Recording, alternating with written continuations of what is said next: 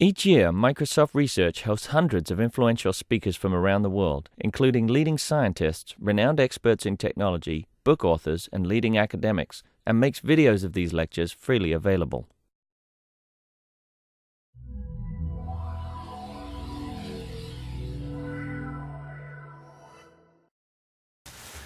Well, good afternoon. My name is Kevin Schofield. I'd like to welcome you all to the Microsoft Visiting Speaker Series as a kickoff for our spring season. And I'm thrilled beyond belief today to get to introduce Christopher Moore to you. Christopher Moore is my favorite author in the entire world. I'm not kidding about that. His 11 books to date have featured cargo cults, angels, demons, sword-wielding ex-Hollywood stars, vampires, sort of whales, aliens, kings, jesters, and, wait for it, zombies. Little something for everyone there.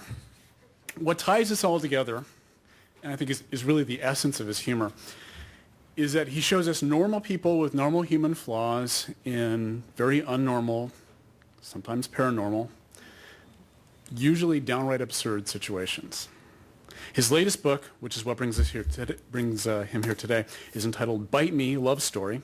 It's a follow-on to two of his earlier books, Bloodsucking Fiends, a love story, and You Suck, a love story.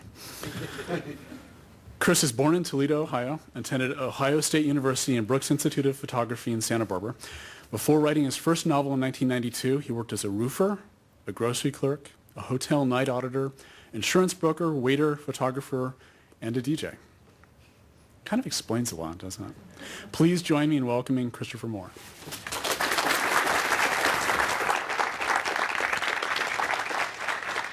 Thanks.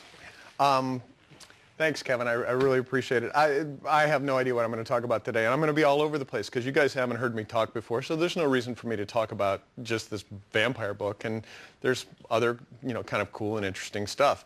And I want to ask you how to remove highlighting from an entire document. So the main thing, in case I forget later, my vampires are not sparkly, so... I know you immediately had this aversion to, that sort of wrist to the forehead, tragic bullshit, and that's not going to happen in my stuff, so just chill.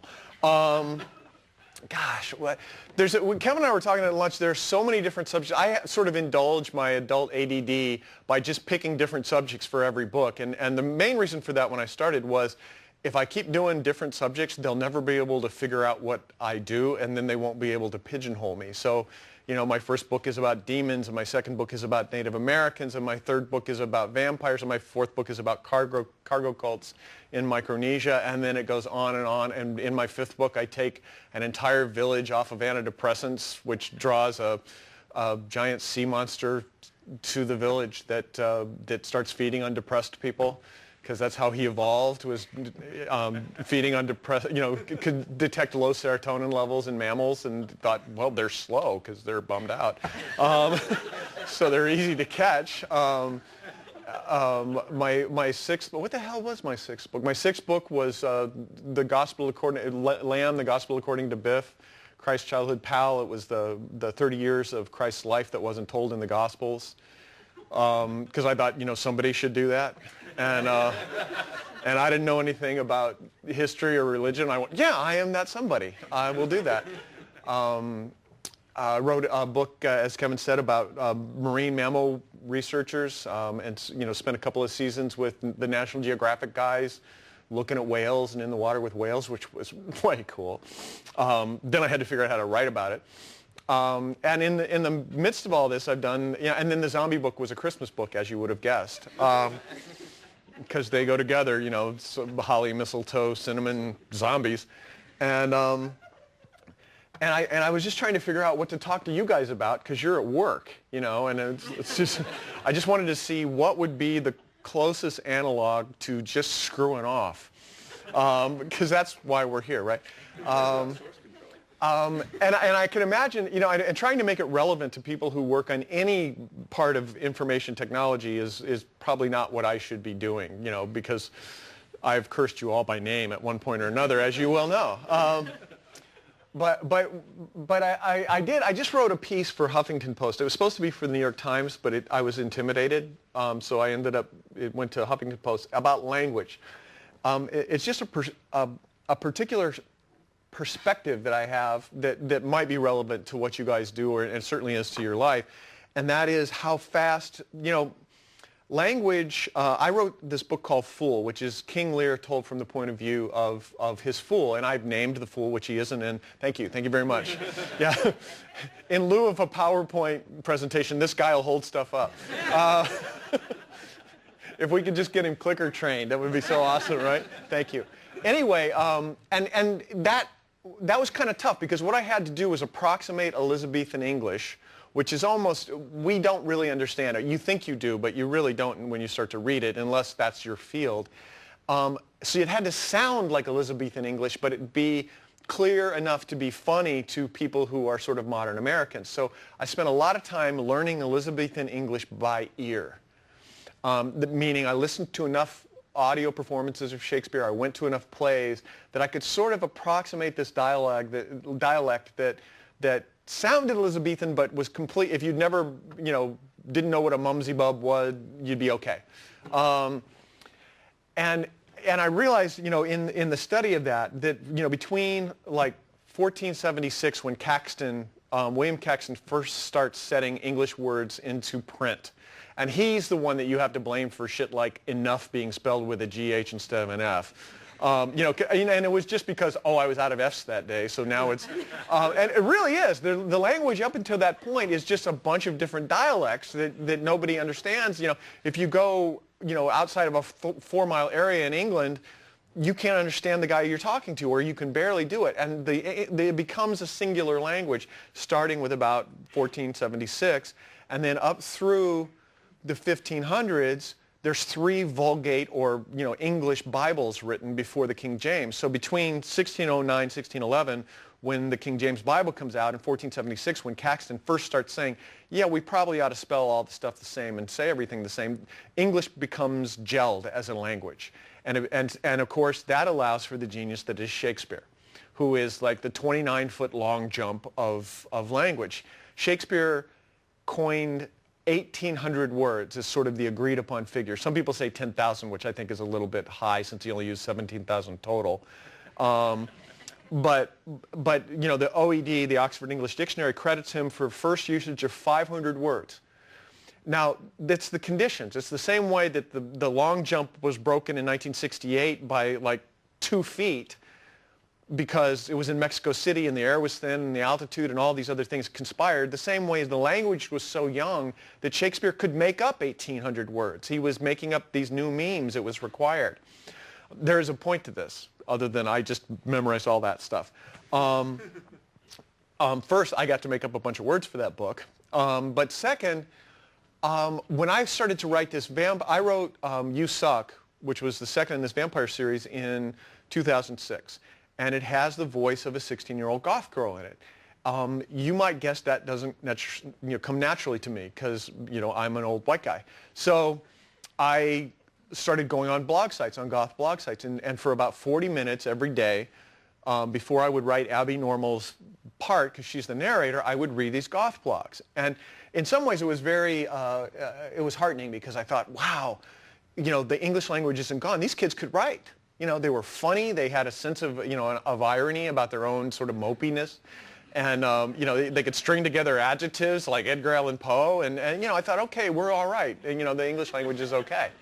And it made for, of course, my girlfriend would come into my office and look at what I was looking at. She goes, the FBI is just going to burst through the door any minute, aren't they? And I'm like, I said, no, I'm not interacting. I'm just lurking like a creepy perv.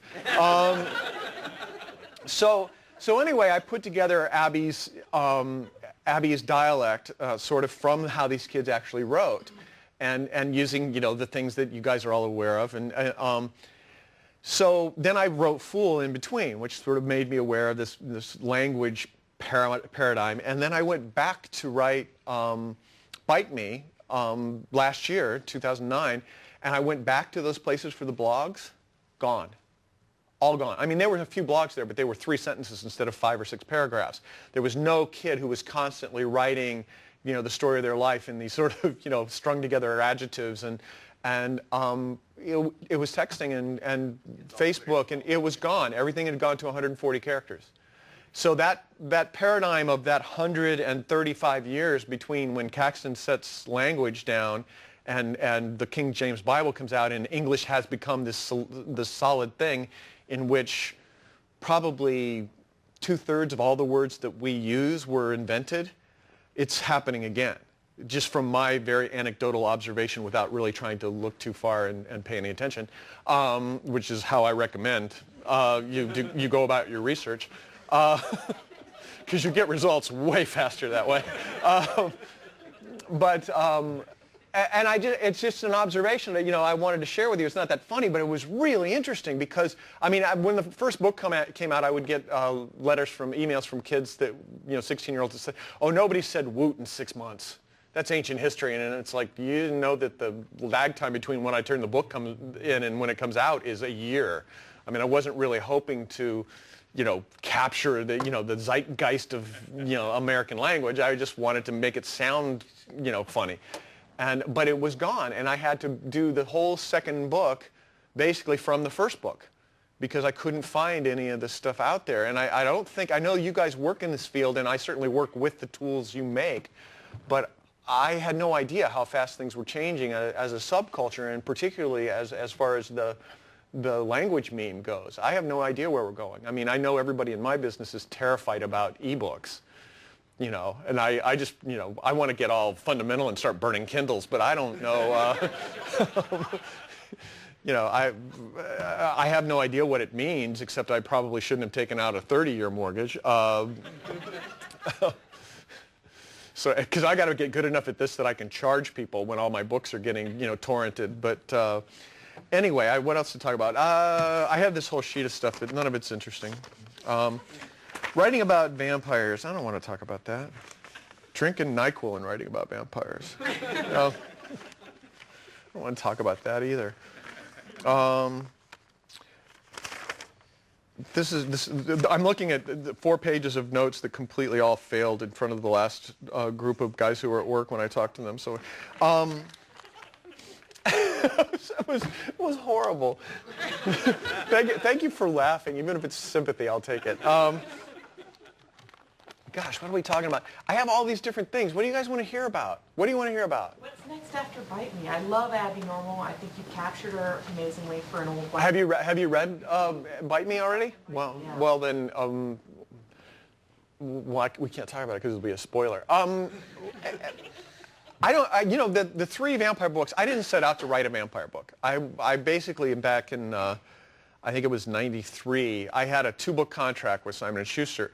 And it was Coyote Blue, which is my Crow-Indian book, and then a title to be agreed upon from ideas submitted by that's what the contract said. So I had been in radio before at this little radio station in Cambria called K-Otter, wet and furry radio for the North Coast. That was what it was called. And I did this little story I read on the radio about a guy who has a girlfriend who's a vampire, and he loves her, but he's frightened of her, so he puts her in a freezer. And so I just, you know, and it went over like, you know, a turd in a punch bowl on the radio. But, you know, so I had this idea. And when I had to come up with 5 ideas for my second book in the contract, that was one of the ideas I put in there. Because I didn't want to really write that book. I just thought I got to give them like 4 ideas at which, you know, are summarized as you probably don't want this. And then the book I wanted to write, which was about an old blues singer in Clarksdale, Mississippi. Well, much to my chagrin, my editor goes, no, write the vampire book. I was like, oh, okay. So I ended up writing Blood-Sucking Fiends, a love story. And what I wanted, I knew I wasn't going to expand the myth. And a vampire book is not the vehicle for great big themes and ideas and stuff. So basically it was a lot of fun to write. It was like 2 smartasses on stage, go. And it was a blast to write. And I got to go to San Francisco where I didn't live at the time, so I got to go there and sort of wander around and look at stuff with fresh eyes, which the character does in the book. And I sort of left it open. I thought, well, you know, a couple of years, I might do another one, you know, because I left it, you know, open. And when they published it, I think they printed maybe 8 copies. It might have been, but of which my mom bought 1 and I bought 2, and then there were 5 remaindered. And you can't do a sequel to a book that sells 8 copies.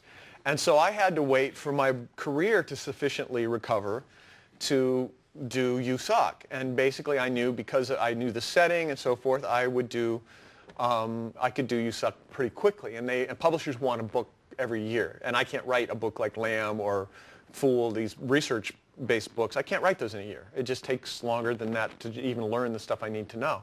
So I wrote USOC, and I left that open, with the idea I would do a third one, and now you better let me do it because people would be pissed if you don't, because they know who I am. So then, I think Bite Me wraps the trilogy up. That doesn't mean you won't see the characters again. If any of you have read my book, A Dirty Job, it's about a guy who gets the job of being deaf, and he runs it out of a secondhand shop in North Beach in San Francisco, which you would. Well, you guys would probably do it online, but but there are characters from all the San Francisco books that just sort of wander through that neighborhood, because I like the idea that life is going on when I'm not writing the books with all these characters I've created. It's like I've just, go my puppets, go, and it gives me that sort of God complex that I think we all go for. Lording over your Roomba or whatever it is that gives you that sort of satisfaction. No, you will vacuum the bathroom again. Or maybe that's just me. Sorry. Yeah, sure. Literature is tedious prose about people you don't care about very much, not doing very much. What are you doing in that section? In tedious prose and in literature. I'm always terrified about literature. I get really frightened when young writers write me about literature. They want to create literature, and I'm like, that's a big rock to pick up. You're just, especially when you're young, and so I've never aspired to literature. I can remember saying to the best writing teacher I ever had, I just want to write cheesy crap that entertains people, goal. But why did your publisher put you in that section instead of in humor or science fiction? Because everybody sees it. That's my decision. I fought. We were talking about this at lunch. I fought to not be put in science fiction. I fought to not be put in, because the guys I grew up reading, like Harlan Ellison and Robert Silverberg and these guys, when I heard them talk in the early 80s, all they said was, we got in a literary basement we could never climb out of. And so when I started writing books, they said, well, what do you call this? Because they always ask you how to sort of synopsize what you do. And I go, whatever it is, do not put it in the section with the elves and the unicorns. and I know, and if you're a science fiction fan and that's your world, you don't get that. I mean, if you're a Hugo going kind of person, you don't get that. But the rest of the world doesn't know about that. And I'll give you a perfect example. The UK has always put me in with science fiction. I sell more books in Seattle than I sell in the entire UK. My last 3 books have been low numbers on the New York Times bestseller list. Nobody knows who I am in the UK because I'm in the science fiction section. So that's a business thing, and it's and literature is a pretty big basket if you put me in it and Jane Austen. But that's why. It's not, it's not pretension. It's just I reach a bigger audience. And so consequently, in any group of readers that I have people who like Sue Grafton, and people who like James Patterson, and people who like Dean Koontz, and people who like Isaac Asimov. And that's kind of cool. And if they had just put me in the science fiction section, I'd only have that last group. So that's a rather long answer, but that's the way it is. You guys, what do you want me to talk about? Whales? I like whales. Yeah, Kevin. Let's go. Huh? Talk about the Emperor. Oh, the Emperor. The Emperor is in all my San Francisco books, and the Emperor is. And people ask me, he's this homeless guy who wanders around the city with 2 dogs, and sort of taking care of people. The fact that he doesn't know where his next meal comes from is secondary. The Emperor is based on a real guy named Joshua Norton, who was a South African-born, English-educated businessman who came to San Francisco in the 1860s. And he looked around and he saw all the Chinese people that were in San Francisco, and he said, well, if I could just corner the market on rice, I could make a fortune. Well, I don't think it occurred to him that you could grow rice in the Sacramento Valley. And consequently, he went broke. and he went crazy and declared himself Emperor of San Francisco, Protector of Mexico. And the interesting thing is not that he went crazy and kind of became a nuthouse Napoleon. It was that the city of San Francisco recognized him as the emperor. The tailors made him these big, there's pictures of photographs of him with these big tailcoats and big gold braid epaulets and top hats. The printers printed his proclamations and would put them up all over town when he would make laws and so forth. They printed currency with him on it, which he alone could use to buy meals and go to hotels. And when he died, the St. Francis Yacht Club held his funeral and 30,000 people came. And there's sort of stories, I don't know whether they're apocryphal or not, about there was an anti-immigrant, the crops failed in the Central Valley of California in the 1860s at one point, 1870s. And of course, as happens, the workers of the San Francisco area blamed the immigrants. And so they were going to burn down Chinatown. And the emperor stopped them, supposedly. You know, standing in front of this crowd of ruffians or teabaggers, as we call them now. And you know, reciting the words to the Lord's Prayer and making them listen to what they said, what those words actually said, and supposedly saved Chinatown from this, which is a great story. And in my books, the emperor has these two dogs named Bummer and Lazarus, who are, you know, just stray dogs that he's adopted, and they are the men, and they go out, you know, and fight vampires for the good of the city and whatnot. But there were also two stray dogs in that same time period named Bummer and Lazarus that were adopted by the city of San Francisco, that were allowed to do whatever they wanted and were fed by the people, and they could cross the street when they wanted. You know, it's not that San Francisco didn't have any other stray dogs, but these were the chosen. And they were the city's dogs, and you just didn't fuck with them. And to give you an idea of the notoriety these dogs had is when Bummer died, Mark Twain wrote his obituary for the San Francisco Examiner. And if you go to the Transamerica Pyramid today, there's a redwood forest that they brought in that's right at the base of the Transamerica Pyramid, so that those of us who live in the city don't forget what a tree looks like. And there's a plaque by the steps of the pyramid that is to Bummer and Lazarus. So those are characters I brought out of history, because when I was researching blood-sucking fiends and I was wandering around the city, you know, a lot of the tourists in San Francisco, as I'm sure they are in Seattle, they're from the Midwest, and they're not used to homeless people because they, you know, die there, you know, because it's freezing. Although they can't really have that good a life here either, I guess you get used to the damp. Anyway, so people were really mean. I mean, I understand being annoyed. I mean, you're annoyed, and we have aggro panhandlers in San Francisco, but really, you're sort of vicious, you know. And I just wanted to sort of give these guys some dignity. So I made the emperor sort of not just homeless, but really concerned about the people of his city. He spends all of his time worrying about them. You know, it's like, well, you know, that's when he sees the vampire, his first concern is not for his own safety, but there's a plague in my city of these blood-sucking fiends, which is where the word comes from, or the title comes from. So anyway, that was, you know, that's how you take, you know, fact and turn it into fiction and stuff, into goofy fiction. And the emperor's a great character. He's in Dirty Job too, and he's, you know, sort of taken on a life of his own, but not a lot of people know that he's based on a real guy. So what else do you guys want me to talk about? I got Indians, I got whales, I got... Yeah, I got... Can you do another fluke novel? Can I do you know, I wanted to do another... I did a book about humpback whales and the people who research humpback whales a few years ago. Cool job. Thank you. Thank you. Click, click.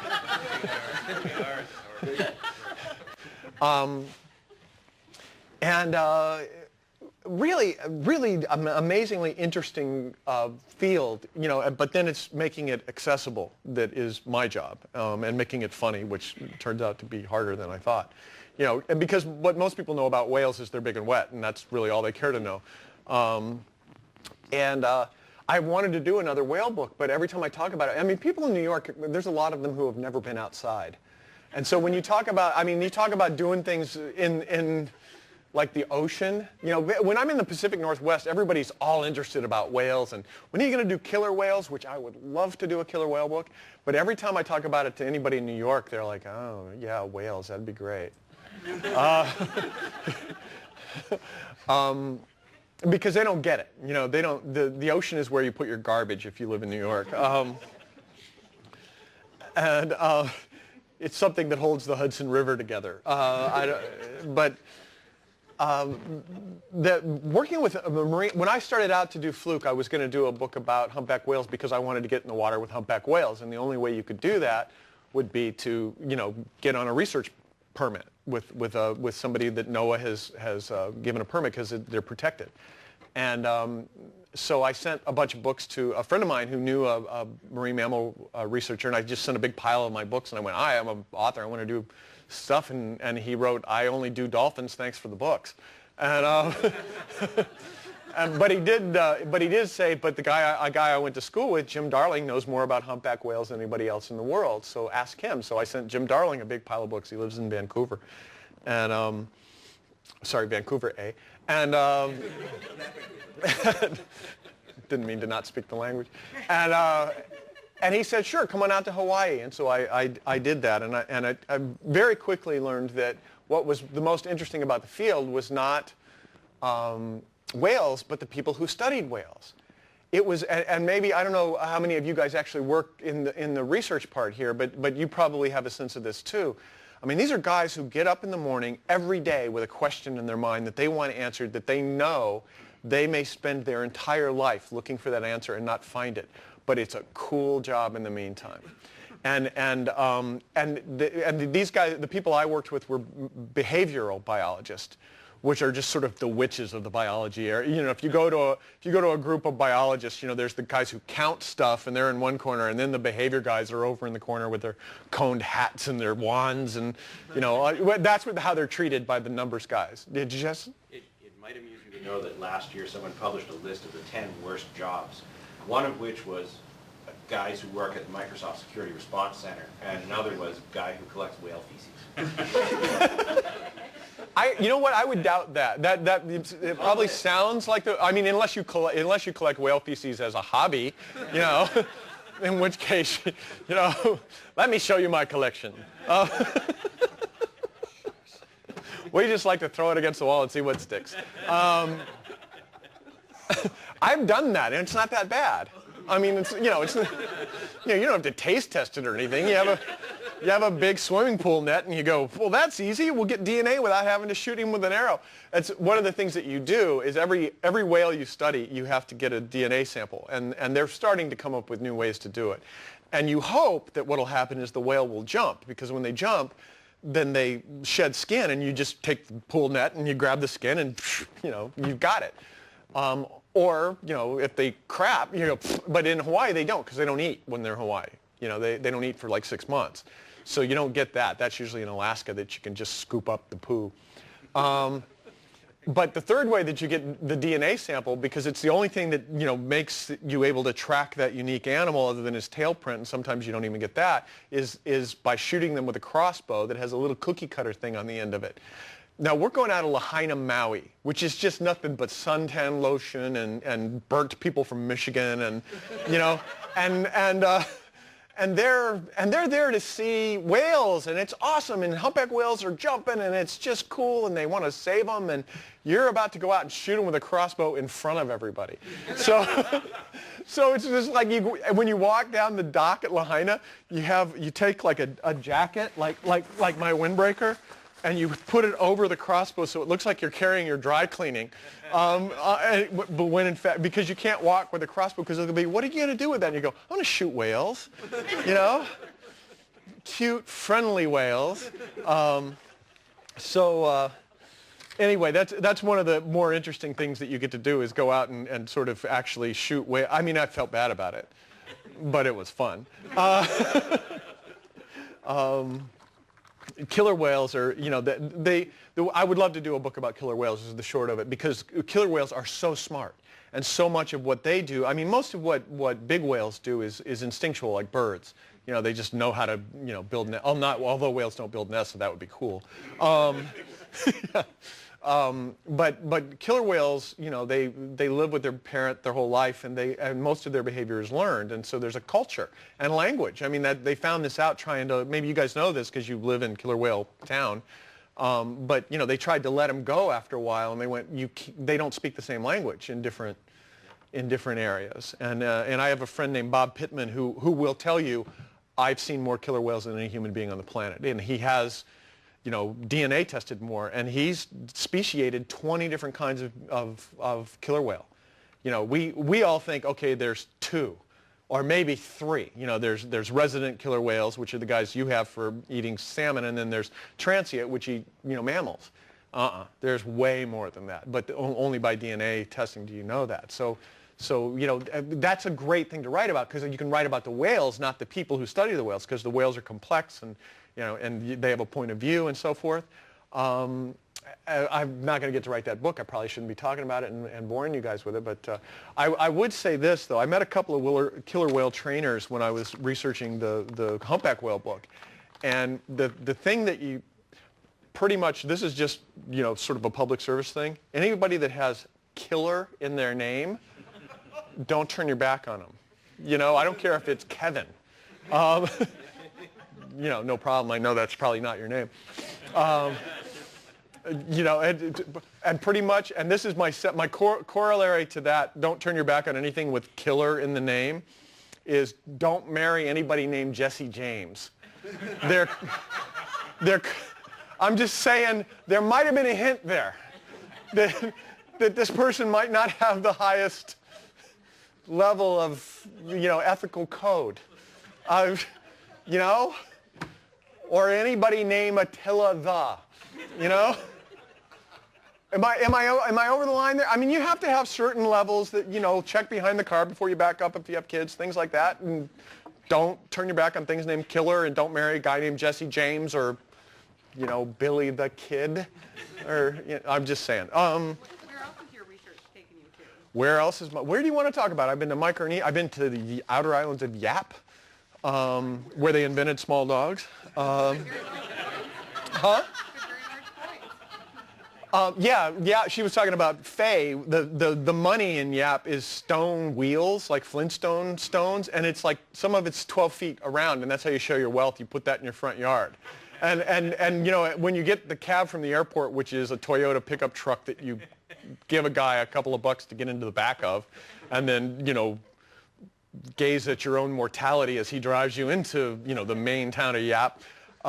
You see these things in the yard, and he's like, oh no, he's very wealthy, and it's like this shack that's, you know, a total of, you know, 7 square feet, and then a big piece of stone money, you know, and you're just like, what do your payphones look like? The outer islands of, you guys want to hear about this? You guys know about cargo cults. This is a cool thing. I was like a minor in anthropology before I failed out of, you know, college, and cargo cults are this thing where during World War II, all these guys in flying boats, reconnaissance pilots, flew into these islands that nobody had really even been to, and went up to the natives and goes, hi, we're from the Americans, you're on our side, and here's some chocolate and a machete, we'll be back. Remember, the Japanese are the bad guys, later. And they're gone. Well, if you give a machete to someone who lives a Stone Age existence, you have significantly changed their quality of life.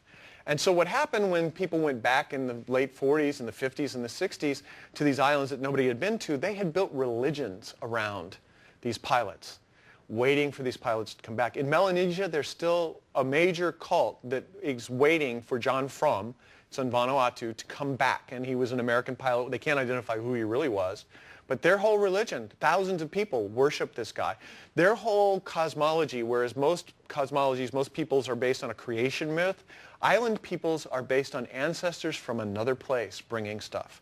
They didn't create the islands, someone brought stuff there.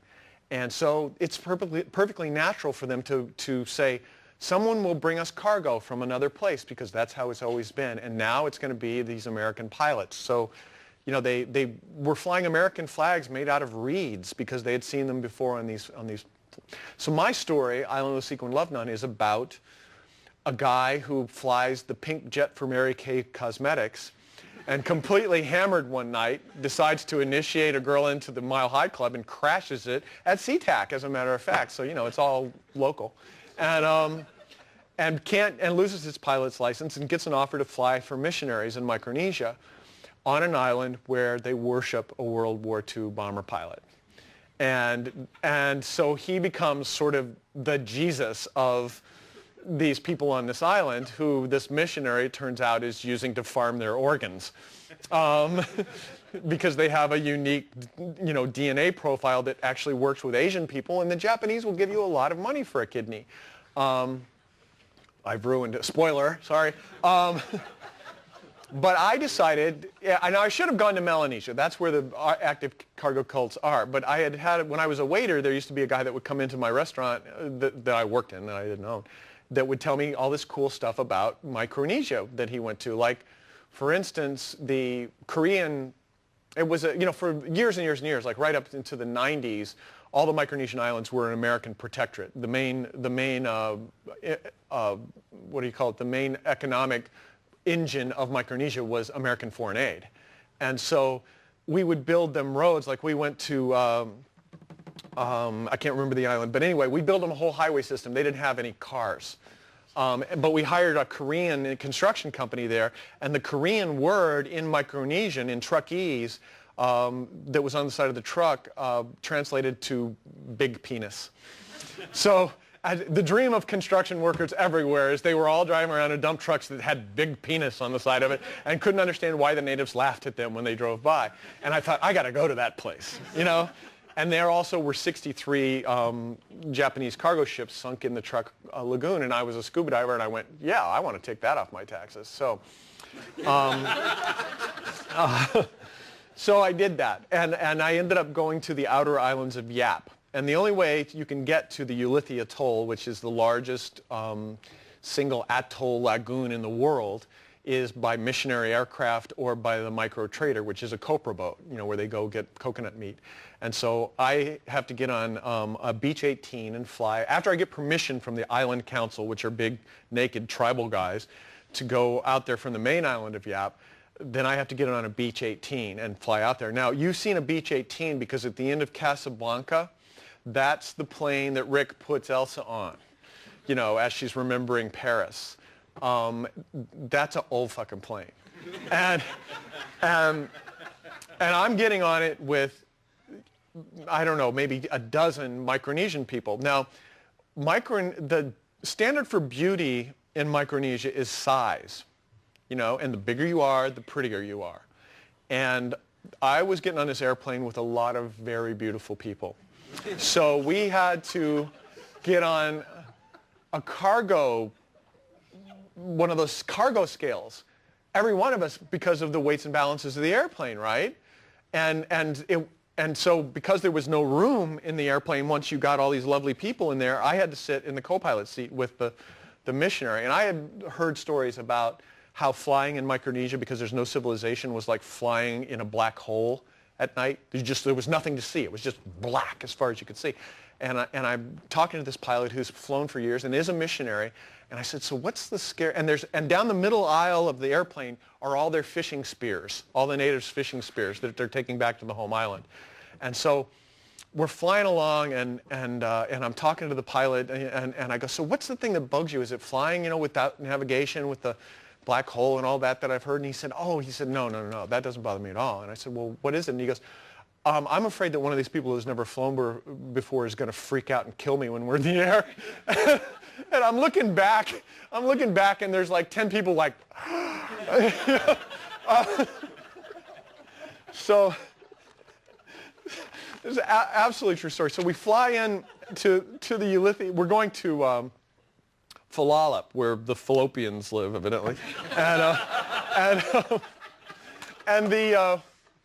And the airstrip is like right down the middle. It's like water to water in the middle of the island. There's like trees, and there's an airstrip like a bad haircut.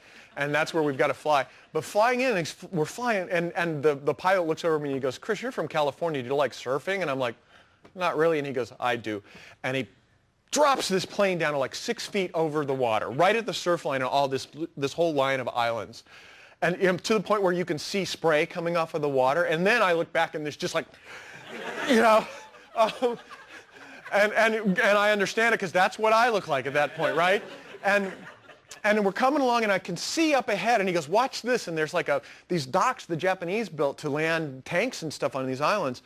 And this little kid comes out of this hut, and he's like running like crazy, and he gets to the end of the dock, and he wings this rock, and it goes right by the wing of the plane. And the pilot goes, one of these days he's going to learn to lead us, and we're going in the drink. And I'm like, Jesus Christ! You know? So, and you guys, I'm not an adventurer. I was a waiter, you know?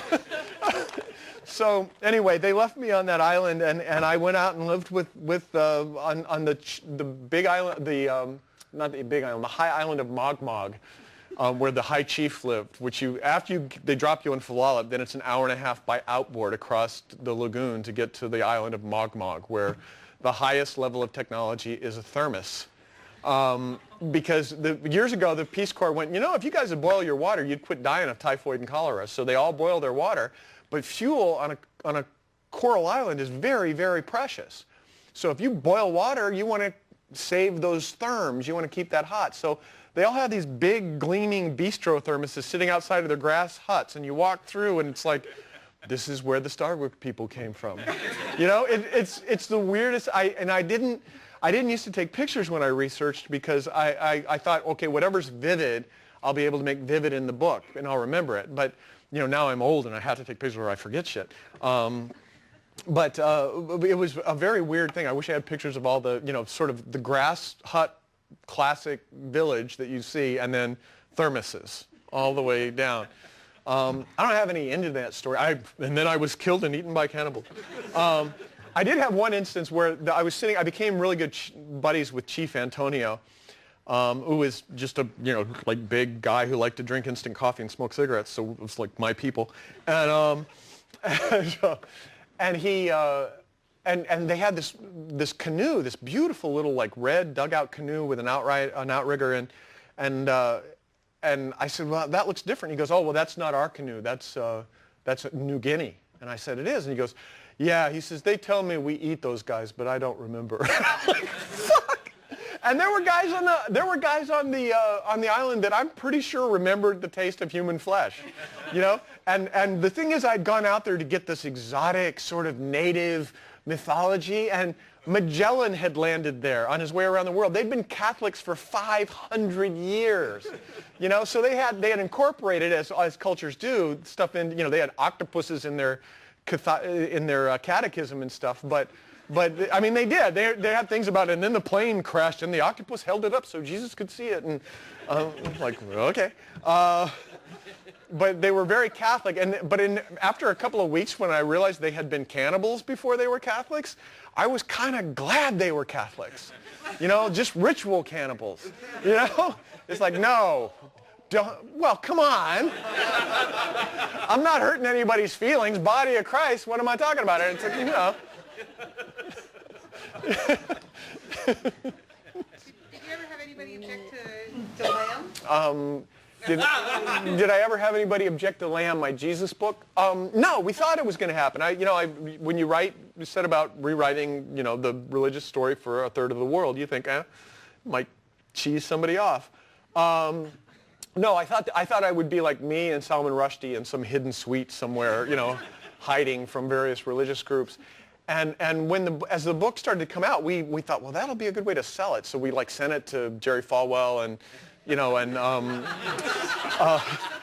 you know, all the guys at Fox News is like, can you believe this? Blasphemer? You know, unpatriotic? It wasn't unpatriotic. It was just we thought we might get their attention that way. And nobody bit, you know, and so, you know, by the time the book was out, nobody had bit. I was like I came from Ohio, and I'm calling my friends in Ohio, and I go, look, if you burn them, I'll buy them. They're like, no, it's a fun book. So I really expected that, and the truth is, I've had my email address on my books since 1995, which is before you guys get all, why is there an AOL address on it? It's because that was the internet in 1995. It was CompuServe, Prodigy, and AOL, and now I have 1 million books in print that have that address on it. But anyway, I've probably gotten 20, 30,000 emails about Lamb. 4 of them have been negative. 4. 2 from Alabama, from people that didn't read the book. 1 from a lady in Nebraska who just thought that blue language was unnecessary. And she was like, and bless her heart, as we say in the South, she was like 75, so, if that's all that cheesed her off, I'm okay.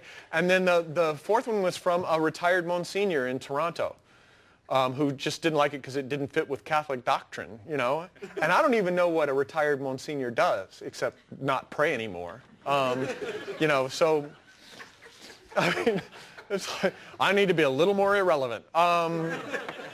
So no, and in fact, they teach Lamb in seminary. And you go Unitarian, of course. But yeah, I mean, they're going to accept it as their Bible, which I think would be awesome. The whole blessed are the dumb fucks part of the Beatitudes that I added. Because they need love too. For they shall receive a fruit basket. It's in the Bible, probably. But Episcopalians, there's an I had an event at University of Wisconsin in Milwaukee or whatever fucking university is there. And these guys in robes had shown up, and there was like long purple, silk and stuff like that, 3 different flavors. And I'm like, oh shit. Because I see them in line and they come up and they were all professors at different seminaries, Lutheran, Episcopal, and a Methodist. And I wish I could say, and then they went into a bar, but a rabbi, a priest, and a Buddhist. And they were all teaching Lamb in their seminary classes because, I don't know why. I guess because they wanted to say, look, don't be rigid because that's not, this. And one of the best compliments I ever got is the Episcopalian guy said, you got the history right. He said, that's why I teach your book, is you got the world that it's set in is right. And it had to be, because I was asking you some, to believe some pretty wild things. And that's to answer the question, why do you research this stuff? You're just writing about ghosts and talking fruit bats and, Jesus knowing Kung Fu and all this stuff. Jesus knows Kung Fu in the book. If you haven't read it, it's awesome. Yeah, he's good. He just doesn't like hitting anybody. So he develops a martial art that is the way of the Jew, or judo.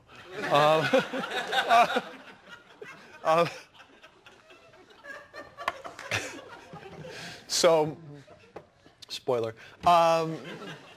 So yeah, it's been great. I mean, and this is really true. Whoever cheered about Unitarians, like at least once a month, some Unitarian minister says, "I was reading from Lamb on Sunday in sermon," and I'm like, okay, I want to party at your church, dude. So it was completely what everybody asked me that, and I'm as surprised as you are. But evidently, I didn't set out to write the book as an attack book. I wasn't questioning anything. I just went, I want to tell a great story. This can be a great story, and the best way to do that without losing my readership is to just go, yeah, this guy's exactly who they say he is in the Gospels. All I'm going to show is how he got there. And in order for it to be a comedy, which it had to be, or nobody would read it because it had my name on it, or my career would have been over, I have to have somebody be the vehicle for humor. So I invent Biff, who is the 14th disciple. The 12 you know about. Mary Magdalene, which they're just sexist about, and Biff, who they wrote out because he's a smartass. So he becomes the vehicle. He becomes the sort of the whipping boy for Jesus, for Joshua. Because Joshua can't sin, so he has to have somebody go sin for him and tell him what it's like. And so there's some really kind of funny scenes with, Biff with a hooker in one stall and narrating to Josh, and he was like taking notes. It's like, yeah, well, I don't want to do that. So we can learn about what happened to Biff in New York? Basically, am I going to write a sequel to Lamb? No, I don't think so. No, it's just, you know why? And I've finally come to the right answer for this. There is no way that if I write that the people who've read the first one aren't going to go, it was okay, but it wasn't as good as the first one. Because even now, no matter what I write, and I'm okay with this, but people go up and go, God, I love your new book. I like Lamb a lot better. And I'm like, that's okay. You're allowed to have a favorite. I couldn't quit after Lamb. I had a house payment. Norman Mailer wrote his first book, was his best book. He didn't quit. He annoyed people for another 60 years, and that's my goal in life. Can I take one more question? Yeah, do one. Or Favorite book of yours? my favorite book? Which one am I promoting? No, let me think. I have different reasons. The funnest one to write was Bloodsucking Fiends because, like I said, it was vampires. It wasn't, just tell the story, have fun. Probably Lamb as an achievement because it was pretty ambitious, and the fact that I am daily glad that it's done, and it's been 8 years since it's finished, and I'm just like, oh, thank God I don't have to do that again. I'm writing a book now that I feel kind of that way about. It's about painters in the late 19th century. It turns out writing about painting is hard. Who knew? If I go back to read one, I want to pick something up. I go to look for something funny to read, and nobody else has written anything lately, and so I pick up one of my own books, and then God, I'm so cool. Probably A Dirty Job. And Fool, because Fool is a real exercise in language. It was a real craft to write that book more so. I mean, Shakespeare had already done the story, so all I had to do was... Several stories. Yeah, all I had to do was just come up with a voice for that character and so forth. And I want to adapt it for the stage myself. So, no, I got an invitation to do... Fool on stage with the Shakespeare Theater of New Jersey. I know. Horatio, you fucking mook. No, it's... I know. I thought exactly the same thing. I was like, oh, it's like I get like occasionally I'll get this. We would like you to be writer in residence at our college, and it's like. Man, I mean, when you're trying to be a writer, with somebody to go, we're going to give you a job, and all you have to do is kind of be there, but it's always like a place like Nebraska, and I'm like, oh, awesome, because I haven't seen enough flat things. I'm from the Midwest. I'm allowed to talk about corn like that, and that was the thing with the Shakespeare Theater. But it turns out the Shakespeare Theater of New Jersey is all populated by New York actors. So it was all really good actors who also were very versed in Shakespeare. And so we picked some scenes from King Lear and corresponded them and did some scenes from Fool. And people were rolling in the aisles laughing. And I don't know if you guys get it or whether you would care, but when you write funny novels, you tell the joke and then 18 months later you find out whether it was funny or not. And to actually have my material being responded to live was awesome, especially being performed by great actors. So as soon as I finish this novel I'm working on, I'm going to try and adapt Fool as a full stage play and see what happens. So it'll be like Spam-A-Lot with more shagging. I don't know. So maybe one more question because I couldn't wrap up with that. Anyone? Can you tell us what you're working on? Yeah, and then was that what you were going to ask? Okay, well, yeah. Since you're the host, you get the last question. I'm working on a book about French painters in the late 19th century. So it's going to be among the characters are Renoir and Monet and Gauguin and Toulouse-Lautrec and whatnot. And I was telling Kevin at lunch, there's this Frank Zappa quote where he's talking about rock journalists, and he said writing about music is like dancing about architecture. Turns out writing about painting is like dancing about architecture too. It was another one of those, man, I picked a big rock to pick up. So did you have a question or are we done? Nice. You're going to write another book about Pine Cove. Am I going to write another book about Pine Cove? Pine Cove, for those of you guys that don't know, my first book, Practical Demon Keeping, is set in Pine Cove, little town in central California on the coast, and it's set there because that's where I lived and I didn't have any money. Lust, Leisure to Melancholy Cove is set in Pine Cove because I had a really tight deadline and didn't have any time to go research anything. And same thing for Stupidest Angel, my Christmas book. It's set in Pine Cove because this guy from HarperCollins, who's a salesman, came up and said, Chris, you should write a Christmas book. We could sell the shit out of that. And I go, really? What would it be about? And he goes, I don't know, Christmas in Pine Cove. And I was like, really? Who would be in it? Anyway, but